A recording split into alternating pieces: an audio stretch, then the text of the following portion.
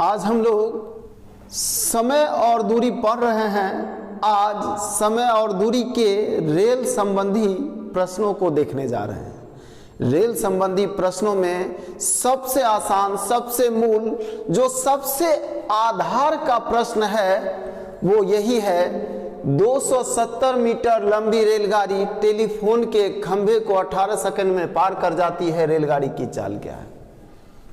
यहाँ हम लोग को ये बात ध्यान देना है कि एक रेलगाड़ी एक खंभे या एक व्यक्ति को पार कर जाती है तो अपनी लंबाई पार करती है। एक रेलगाड़ी एक खंभे को पार करती है तो क्या पार करती है? अपनी लंबाई। जैसे इस बात को समझना है। रेलगाड़ी हम लोग देख रहे हैं, अब ये खंभा है। अब देखिए इसका मान लीजिए अगला पॉइंट रेलगाड़ी का हम लोग ए लें और यहाँ बी लें, तो ये रेलगाड़ी खिसक कर बी अगर यहाँ आ जाए तो हम समझ जाएंगे कि रेलगाड़ी पार हो गई। तो आप देखिए रेलगाड़ी को कितनी दूरी तय करना पड़ा, जितना उसका खुद का लंबाई है। इसका पिछला हिस्सा अगर यहाँ पहुंच जाए तब ना पार समझा जाएगा। तो पिछला हिस्सा वहां पहुंच गया तो कितना दूरी तय करना पड़ा? खुद का लंबाई। और जरा सा सपोज कीजिए कि अगर ट्रेन की लंबाई ये होती तब कितना दूरी तय करना होता? तब ये दूरी यहाँ आता, यहाँ तो इतना दूरी तय करना होता। तो किसी भी सूरत में एक रेलगाड़ी एक खंभे को पार करती है तो क्या पार करती है? खुद की लंबाई। तो क्वेश्चन कहता है 270 मीटर एक रेलगाड़ी एक खंभे को 18 सेकंड में पार करती है, तो रेलगाड़ी की लंबाई क्या? 270 मीटर। समय क्या? 18 सेकंड में। तो चाल क्या? चाल बराबर क्या? दूरी बटा समय। और रेलगाड़ी का चाल हमेशा किलोमीटर पर आवर में ऑप्शन होता है ना। और ऐसे भी रेलगाड़ी 200-400 मीटर क्या चलेगा, रेलगाड़ी का चाल किलोमीटर में होता है हमेशा। और नहीं होगा तो हम लोग मीटर पर सेकंड में छोड़ देंगे। यहाँ हमारा चाल जो निकला मीटर पर सेकंड में, इसको हम लोग किलोमीटर में बदल लेंगे। तो इसको काटेंगे 5 से 5 बार में और 5 24 54 किलोमीटर पर आवर। ये आपका आंसर है। आइए हम लोग इसी टाइप के कुछ आसान क्वेश्चन को लें, फिर हम लोग अगले क्वेश्चन में भी चलेंगे। अगला सवाल आपका।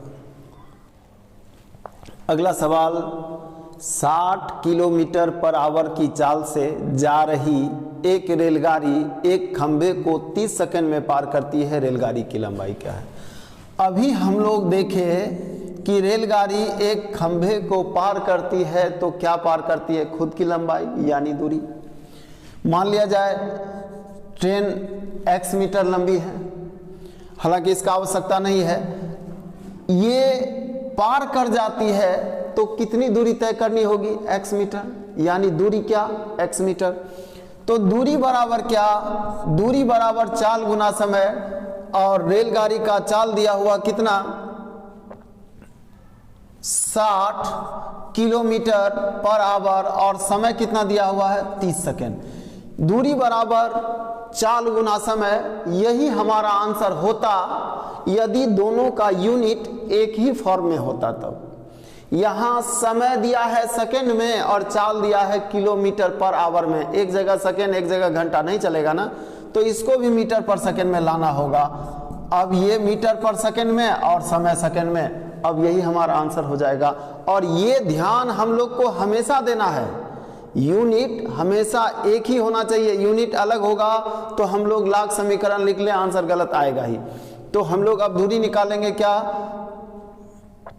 6 से 3 बार में, 6 से 10 बार में, 3 से ये 10 बार में, यानी क्या? 500 मीटर। रेलगाड़ी की लंबाई क्या? 500 मीटर। आइए हम लोग अगले सवाल में आते हैं। अगला सवाल, 60 किलोमीटर पर आवर की चाल से जा रही 75 मीटर लंबी रेलगाड़ी एक खंभे को कितने समय में पार करेगी? कितने समय में पार करेगी? समय हम लोग को चाहिए, तो समय बराबर क्या? दूरी बटे चाल। दूरी कितना दिया हुआ है? 75 मीटर। और चाल क्या दिया हुआ है? चाल दिया हुआ है 60 kilometre per hour. 60 kilometre per hour, क्या इसको हम लोग अभी कैलकुलेट कर सकते हैं क्या? नहीं। जब तक दोनों को एक यूनिट देखना है हमेशा, ये 75 मीटर और ये 60 किलोमीटर पर आवर, इसको भी मीटर में बदलते हैं तो क्या करेंगे? 5/18 से गुना करेंगे। ये अब हो गया मीटर पर सेकंड में, इसी को कैलकुलेट करेंगे तो 75 गुना 18 ऊपर चला जाएगा, 60 गुना 5। 6 से इसको काटेंगे 10 बार में, 6 से 3 बार में, अब 5 से ये 15 बार में, अब 5 से फिर काट लें 3 बार में, 5 से 2 बार में, यानी 4.5 सेकेंड। ये आपका आंसर है। देखिए समय निकालना है तो समय बराबर हम लोग जान रहे हैं क्या? दूरी बटे चाल। दूरी लिख लिए, दूरी 75 क्यों? दूरी 75 ही क्यों होगा? क्योंकि हम जानते हैं कि एक रेलगाड़ी एक खंभे को पार करती है तो अपनी लंबाई पार करती है और अपनी लंबाई 75 दिया हुआ है, तो दूरी तो 75 ही होगा। और समय, कितना समय लगता है ये निकालना है, चाल दिया हुआ है, दूरी बटे चाल, इसी को समय कहते हैं। लेकिन चाल को इस फॉर्म में हम लोग नहीं छोड़ सकते हैं क्योंकि दूरी मीटर में। अगर ये चाल होता कब? जब ये किलोमीटर में होता, फिर वही रहने देते, फिर बदलने का जरूरत नहीं होता। लेकिन अगर ये मीटर में है तो इसको हमको मीटर पर सेकंड में ही रखना होगा, तभी कैलकुलेट करेंगे, अन्यथा आंसर गलत आएगा। आइए हम लोग अगले सवाल में। अगला सवाल आपका 45 किलोमीटर पर आवर की चाल से जा रही 125 मीटर लंबी रेलगाड़ी एक पुल को 30 सेकंड में पार कर जाती है तो पुल की लंबाई क्या है? देखिए क्वेश्चन क्या कहता है। क्वेश्चन कह रहा है एक रेलगाड़ी जिसकी लंबाई 125 मीटर एक पुल को पार कर जाती है, पुल की लंबाई हम लोग मान लेते हैं x मीटर, तो रेलगाड़ी एक पुल को पार कर जाती है तो क्या पार करती है? देखिए रेलगाड़ी का पिछला हिस्सा अगर यहाँ पहुँच जाए तो हम पार समझेंगे, तो इसको यहाँ पहुँच जाने में कितनी दूरी तय करनी होगी? इतनी और प्लस इतनी, है ना। तो आप देख रहे हैं कुल दूरी क्या होगा, तो कुल दूरी बढ़ जाएगा, कितना? 125 प्लस क्या x कुल दूरी, और दूरी बराबर क्या? चाल गुना समय। चाल कितना दिया हुआ है आपका? 45 गुना 5/18, ये चाल, और आपका समय कितना? 30 सेकंड। ये आपका आंसर है। आप x का मान निकालेंगे, आपका आंसर आपके पास है। तो इसको हम लोग कैलकुलेट करते हैं। 6 से 3 बार में, 6 से 5 बार में, 3 से 15 बार में। 15 गुना 25, 125 प्लस x बराबर 15 गुना 25 करेंगे तो आएगा 375, और x का मान क्या? 375 माइनस 125, x बराबर क्या? 250 मीटर। ये आपका आंसर है। अगर हम लोग इस बात को बहुत अच्छे से समझ रहे हैं तो कोई समीकरण नहीं लिखना है, सीधा ये देखिए कि आप कितना दूरी तय करते हैं। 45 गुना 5/18 गुना 30 आया 375।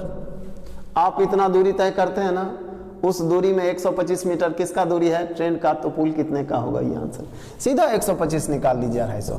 कोई समीकरण वगैरह नहीं लिखना है, एक्स वाई के झंझट में नहीं पड़ना है। लेकिन हम लोग चूंकि शुरुआत देख कर रहे हैं, हर छोटे छोटे बात को समझना है, इसलिए हम लोग इसको भी समझेंगे ताकि ये काम हम लोग कर पाए। आइए अगले सवाल पे आते हैं। अगला सवाल, 490 मीटर लंबी रेलगाड़ी 63 किलोमीटर पर आवर की चाल से 210 मीटर लंबी गुफा को कितने देर में पार करेगी? देखिए ट्रेन की लंबाई क्या? 490, और गुफा की लंबाई क्या? 210। तो ट्रेन गुफा को पार कर जाएगी, मतलब ट्रेन को कितनी दूरी तय करनी होगी? 490 प्लस 210 यानी 700 मीटर। कितने समय में पार कर जाएगी यही चाहिए ना आपको। समय, समय बराबर दूरी बटे चाल। चाल क्या? 63, और 63 को ऐसे नहीं छोड़ सकते हैं क्योंकि 63 किलोमीटर पर आवर, इस बात पर हमेशा ध्यान देना है। 63 किलोमीटर पर आवर और डिस्टेंस आपका मीटर में है, तो इसको भी मीटर में होना होगा।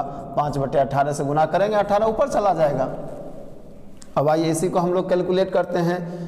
7 से 9 बार में, 7 से 100 बार में, 9 से काटेंगे 2 बार में, और 5 से काटेंगे इसको 20 बार में तो 40 सेकेंड। ये आपका आंसर है। कितना समय लगेगा? 40 सेकेंड। आइए हम लोग अगले सवाल में आते हैं। अगला सवाल, 110 मीटर लंबी रेलगाड़ी 132 किलोमीटर पर आवर की चाल से दौड़ रही है। यह रेलगाड़ी 165 मीटर लंबे प्लेटफॉर्म को पार करने में कितना समय लेगी? ये रेलगाड़ी है। ये रेलगाड़ी लंबाई क्या? 110 मीटर और प्लेटफॉर्म है, यहाँ प्लेटफॉर्म की लंबाई दिया हुआ है 165 मीटर। अब ये रेलगाड़ी, आप देखिए, रेलगाड़ी प्लेटफॉर्म को पार कर जाएगी तो ये पिछला हिस्सा को यहाँ पहुँचना होगा, तो कितनी दूरी तय करनी होगी? तो रेलगाड़ी प्लस प्लेटफॉर्म। और अब ये बात हम लोग समझ चुके हैं। देखिए, डिस्टेंस हमेशा ऐड होगा, दूरी घटने वाला कभी नहीं है। एक रेलगाड़ी एक व्यक्ति को पार करती है तो सिर्फ रेलगाड़ी है, लेकिन एक रेलगाड़ी एक प्लेटफॉर्म को पार करती है तो प्लेटफॉर्म का भी लंबाई होगा ना, तो प्लेटफॉर्म का लंबाई और रेलगाड़ी का लंबाई दोनों ऐड हो जाएगा, क्योंकि दोनों को पार करना होगा। तो कुल दूरी क्या? 275 मीटर। और इसे पार करने में कितना समय लगेगा? तो दूरी बटे चाल, और चाल आपका दिया हुआ है 132 किलोमीटर पर आवर। इसको मीटर पर आवर में चेंज करेंगे तो 5/18 लिखेंगे, 18 ऊपर चला जाएगा। अब इसी को काटते हैं 11 से 12 बार में, 11 से ये 25 बार में, फिर 6 से ये 3 बार में, 6 से 2 बार में, 5 से कटेगा 5 बार में, 5 दिया 15/2, 7.5 सेकेंड। ये आपका आंसर है। आइए हम लोग अगले सवाल में आते हैं। अगला सवाल, 62 किलोमीटर पर आवर की चाल से जा रही 120 मीटर लंबी रेलगाड़ी उसी दिशा में 8 किलोमीटर पर आवर की चाल से भाग रहे व्यक्ति को कितने देर में पार करेगी? देखिए, यहाँ हम लोग को एक बात जानना है कि अगर एक व्यक्ति यहाँ से इस दिशा में, दूसरा व्यक्ति यहाँ से इस दिशा में अगर जा रहा हो तो चाल बढ़ जाएगा, क्योंकि ये भी इसके तरफ और ये एक दूसरे के तरफ, चाल यहाँ बढ़ जाएगा। ये अगर 40 के चाल से है और ये 20 के चाल से है तो दोनों का चाल 60 हो जाएगा। क्यों 60 होगा? क्योंकि 1 घंटा में ये 40 चला, 1 घंटा में 20 चला, तो 1 घंटा में 60 चला ना, तो चाल बढ़ जाएगा। लेकिन अगर हम लोग कहें कि एक व्यक्ति यहाँ 40 के चाल से जा रहा है, दूसरा व्यक्ति यहाँ 50 के चाल से चले, तो ये इसको पकड़ लेगा। लेकिन क्या इसको पकड़ने में इसका चाल 50 होगा क्या? नहीं, इसका चाल 10 होगा। क्यों 10 होगा? क्योंकि 40 के चाल से तो ये खुद जा रहा है, ये उससे कितना अधिक के चाल से जा रहा है वही चाल काम आएगा, इसीलिए एक ही दिशा में चाल घट जाता है। देखिए, अगर इसका चाल 40 है, इसका भी चाल 40 से होता तो क्या होता? तो ये इसको कभी नहीं पकड़ पाता, लेकिन ये व्यक्ति उसको पकड़ पा रहा है। क्यों? क्योंकि इसका चाल 40 है तो इसका चाल 50 है, इसका चाल 50 है, इसका चाल 60 है। तो इससे जितना अधिक चाल है उसी चाल के वजह से वो उसको पकड़ पाता है। मतलब एक ही दिशा में जाएगा तो अपेक्षित चाल जो होगा दोनों का डिफरेंस होगा। आप अगर 5 के चाल से चल रहे हैं, कोई व्यक्ति आपके पीछे 7 के चाल से चल रहा है, तो इसका अपेक्षित चाल 2 किलोमीटर होता है, मतलब इसके अपेक्षा ये कितना अधिक चल रहा है। यही आपको जानना है कि एक दिशा में जा रहे हैं तो आपका चाल ये 5 है, ये 7 है, तो आपका चाल 2 ही काउंट होगा, 7 नहीं। अब आइए हम लोग सवाल पर आते हैं।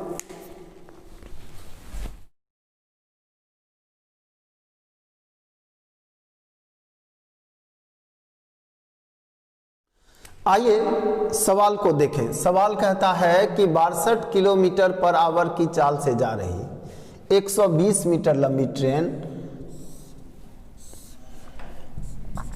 120 मीटर और चाल क्या दिया हुआ है? चाल है 62 किलोमीटर पर आवर। उसी दिशा में एक व्यक्ति जा रहा है 8 किलोमीटर पर आवर के चाल से।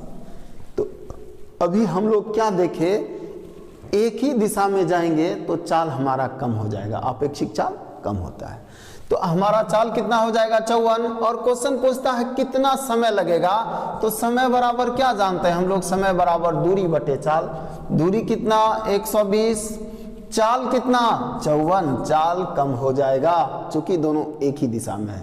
अगर वही दोनों विपरीत होता तब क्या होता, तब हम लोग लिखते 8 और 62 का नहीं योग 70 लिखते। अभी हमारा चाल 54 होगा, इसको हम लोग मीटर पर सेकेंड में लाएंगे तो 5/18 लिखेंगे, 18 ऊपर लिख देते हैं। आइए 9 दूना 18, 9 छक 54, 6 पच्चे 30, 30 से 4 बार में यानी 8 सेकेंड, ये आपका आंसर है। इसको पार करने में कितना समय लगेगा, 8 सेकेंड। आइए अगले सवाल में आते हैं। अगला सवाल, 58 किलोमीटर पर आवर की चाल से जा रही 165 मीटर लंबी रेलगाड़ी विपरीत दिशा में 8 किलोमीटर पर आवर के चाल से आ रहे एक व्यक्ति को कितनी देर में पार करेगी। क्वेश्चन कहता है एक रेलगाड़ी किस चाल से 58 किलोमीटर पर आवर और विपरीत दिशा में एक व्यक्ति 8 किलोमीटर पर आवर के चाल से। तो क्वेश्चन कहता है कितने समय में ये रेलगाड़ी उस व्यक्ति को पार कर जाएगी। तो पार कर जाएगी मतलब कितनी दूरी, जितनी दूरी रेलगाड़ी की लंबाई है। और समय हमको बताना है, समय बराबर क्या, समय बराबर दूरी बटे चाल। दूरी कितना हो जाएगा, जितना ट्रेन का लंबाई होगा, ट्रेन का लंबाई 165 और चाल कितना, चाल यहाँ जुट जाएगा क्योंकि दोनों एक दूसरे के तरफ चल रहा है विपरीत दिशा में। एक ही दिशा में चलने पर चाल घट जाएगा और एक दूसरे की तरफ चलने पर चाल बढ़ जाएगा। चाल कितना होगा 58 8 66, ये मीटर में और ये किलोमीटर में, इसको तो चेंज करना ही होगा। 5/18, 18 को ऊपर भेज दीजिए। अब इसको काटेंगे, 5 से काटेंगे कितना बार में, 33 बार में, और 33 से काटेंगे 2 बार में, 2 से काटेंगे 9 बार में। समय कितना 9 सेकेंड। ये अब हम लोग मिलते हैं अगले वीडियो में।